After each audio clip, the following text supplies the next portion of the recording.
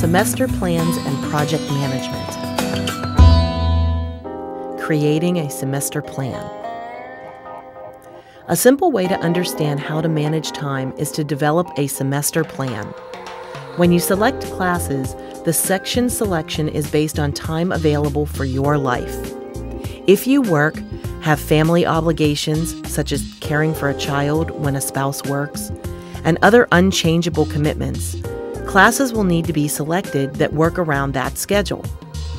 Though this is an important process in itself, this is not the semester plan being referred to here. The semester plan we will discuss here is more about project management, taking the existing class schedule, reviewing assignments, exams, and projects across all classes, and creating a calendar of events for the semester. Project management. In an academic setting, the instructor has a role in time management in that he or she provides students with a semester itinerary or schedule of readings, assignments, and assessments. The course schedule should provide a listing of tasks, obligations, and priorities for the student to follow. Tasks can include reading assignments, collection of information such as sources for a paper, researching an idea or concept for a topic, or to create a thesis statement. Obligations include submitting work in a prescribed manner, electronically in a particular software program, or posted in an online Dropbox or discussion forum, or submitting work by a published deadline or coordinating with classmates to complete group work for a project or essay. Planning. The planning portion of the project management approach is really simple. You will need a calendar for the semester. It is up to you whether you just want a block calendar that shows you the whole month, a weekly schedule, or a daily one. Use whatever resource you will actually use. It may be a calendar app on your phone or a program on your computer, or you may prefer going old school with a planner or paper calendar. Whatever you choose, just make sure you actually use it and keep it updated. You will also need all of your syllabi or assignment listings for each course you are taking. Step 1. Record all test and exam dates. These usually count for a lot of points either at one time or cumulatively over the semester. You need to know when they are due so that you can plan to study for them ahead of time. Step 2. Record all essays or papers that you have to write. Again, these usually hold a fair amount of weight towards your final grade, so you need to make sure that you have time to research the topic, write about it, revise your draft, and submit your work. Step 3. Record all projects, whether they are individual or group projects. These take a number of tasks to complete, including writing, usually putting together a presentation, and, if a group project, coordinating with your classmates for content and practice.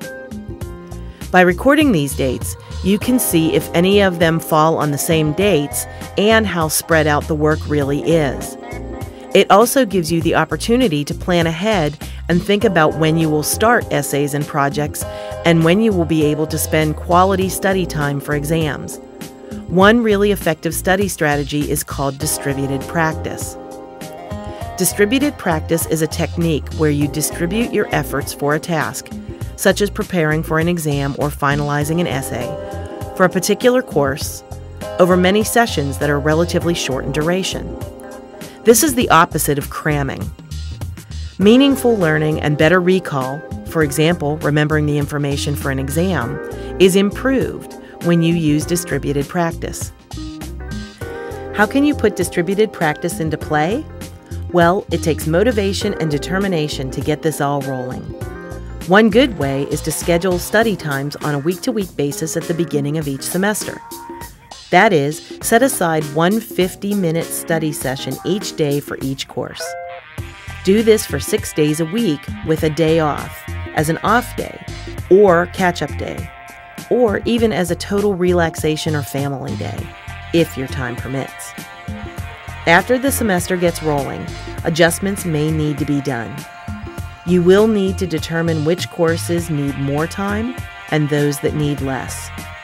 It may depend on the task. Do you have only a reading assignment?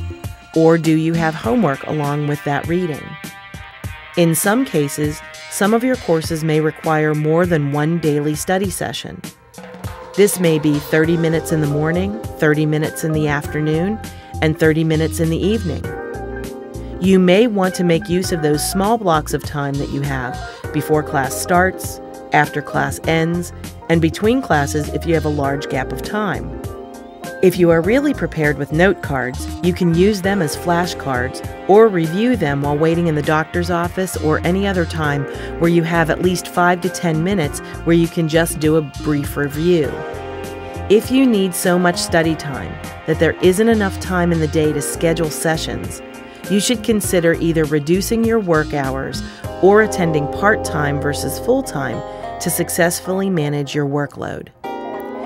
Think of your study schedule as a work schedule, something that must be followed. If you find that things or people prevent you from keeping on schedule, then you're going to struggle.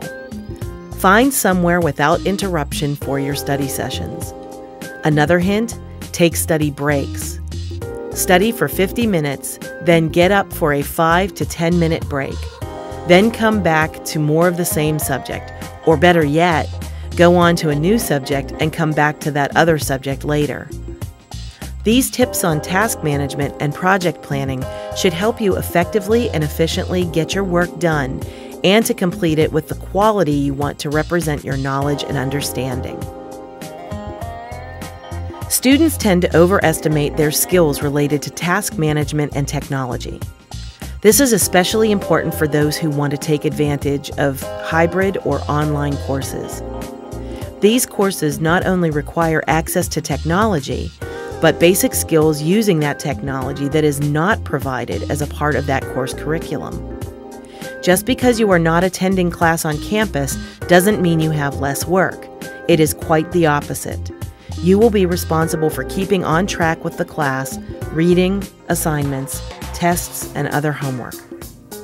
You can avoid a great deal of frustration by acquiring basic computer skills and determining resources for assistance and training, such as the Academic Support Center and the Technology Help Desk, prior to enrolling in a hybrid or online course. This allows you to focus on the content and not the how to use and navigate the course. Many students assume that they will be trained once they enroll in one of these courses and end up withdrawing or failing because they could not keep up with the technology or didn't understand how to use the course software. You also need to be aware that hybrid or online courses require discipline, independence, and task management skills. You will be held responsible for completing work by published deadlines and to learn how to communicate with instructors during available times. Unfortunately, in our Twitter and texting world, many students think that there is an immediate access and response to instructors just because they are in a technology-delivered class, and that deadlines are only suggestions and not requirements.